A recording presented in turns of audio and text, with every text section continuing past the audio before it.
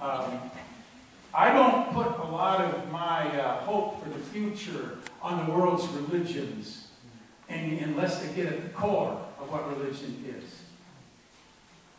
We had an astounding vitriolic campaign back in November of 2010.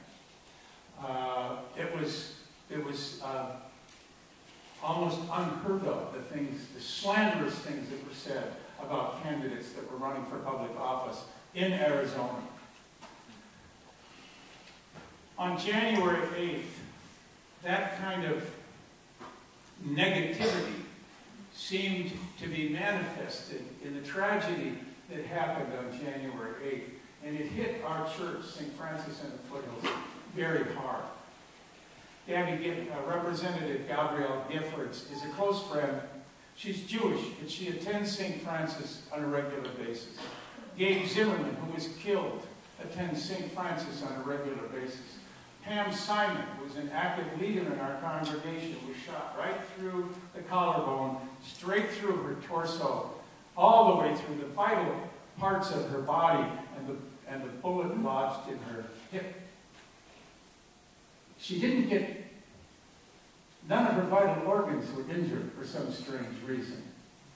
And then the other was Alex Valek, who was an intern for Gabrielle Giffords. He's an intern at Georgetown University. He was not hit by a bullet. He was sprayed by Gabby's blood. And he is now experiencing post-traumatic stress disorder. So our community was hit directly with that tragedy. On the Wednesday following the shooting, in which there were 6 people killed, 14 people wounded, President Barack Obama came to Tucson and spoke at McHale Center, our basketball pavilion. It holds 15,000 people. 15,000 people showed, 30,000 people showed up. So 15 of the 30,000 had to go over to our football stadium where they viewed the whole service on the scoreboard, on the TV scoreboard. President Obama shared these words with those 30,000 people, plus the millions of people who were watching on television. And in my biased opinion, it was the finest speech he's ever given. He said this: wouldn't the finest way to honor Christina Taylor Greene, 9 years old, was one of the victims that was shot and killed. It made an incredible impact on all of us.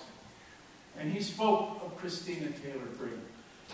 Wouldn't the finest way to honor her be to care enough for all the 9-year-old little girls and for all the children everywhere that they would no longer be trapped in lives of quiet desperation, homelessness, hunger, dysfunctional families, living in cities like Tucson and like Berkeley, living in cities where random violence is a daily occurrence? Surely this is not the America Christina imagined, but it is the America and the world that billions of children are living in. 50 years ago, something got started here. It touched my heart. I'm a crier too, Eric. Rabbi Lerner was part of it. He helped start the free speech movement. But what we must realize that the impact that that free speech movement had on me and perhaps on a lot of us, it wasn't just free speech for the students here at Berkeley. It was free speech in general. But it wasn't just speech, it was freedom. It was freedom at that time for the Vietnamese that we regarded as enemy. It was freedom and liberty for all of those of a different color. And what happened here in Berkeley enhanced the whole civil rights movement and added sparks of justice and righteousness to the civil rights movement. It was freedom for Cesar Chavez and the United Farm Workers who were struggling at that time, before they became United Farm Workers, to make a living wage. And were often paid no wage at all. It was freedom for those who are crossing our border by the thousands, and many of them dying in the desert just outside Tucson, Arizona. It was freedom for Egyptians and Iraqis and Afghanis, and on the list would go. It was freedom from economic deprivation. Oh, the task that lies ahead of us seems insurmountable. And yet, because you're here, and because a movement always starts with one person, we are commissioned to move. We are the ones that are commissioned to create a new expression of our humanity. And it starts with each of us individually. If what Howard Martin said is true, and it is true, by the way, that even the words that we utter have an impact on the cellular structure of our bodies.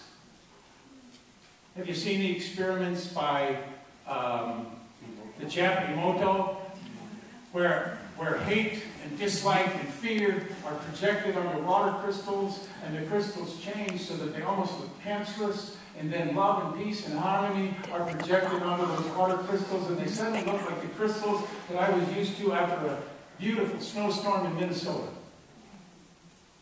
Think of it.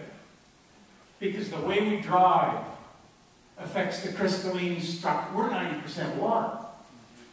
So the way we drive affects the crystalline structure of those we're blasting with our anger.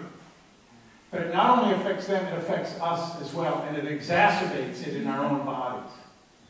The way we speak to our children and our spouses and our partners affects the crystalline structure of their body. The way we speak of a Barack Obama or George Bush or anybody else. I have the hardest time with fundamentalist Christians of any people on the face of the earth. And the way I speak about fundamentalist Christians not only affects the crystalline structure of my cells, it affects them as well. So what would happen if we practiced on a daily basis, on a moment-by-moment basis, we practiced seeing the divine in every human being we face? If we look into their eyes, and we don't, I love your hugs, Michelle, but we don't need to necessarily hug them with our bodies. We can hug them with our radiance. We can hug them with our beauty. And one by one, they will say, what the hell's happening here? Or what the heaven is happening here? What's going on? That's how we can use our imaginations. As James said, to imagine that everything we connect with is Emmanuel, is God with us. Everything we connect with is the Messiah, is the Christ, is the awakened human being. And we can start right now, one at a time. And I can end this conference with a benediction that is very appropriate. You may say I'm a dreamer, but I'm not the only one. I hope someday you'll join us, and the world will live as one. Let's make it happen.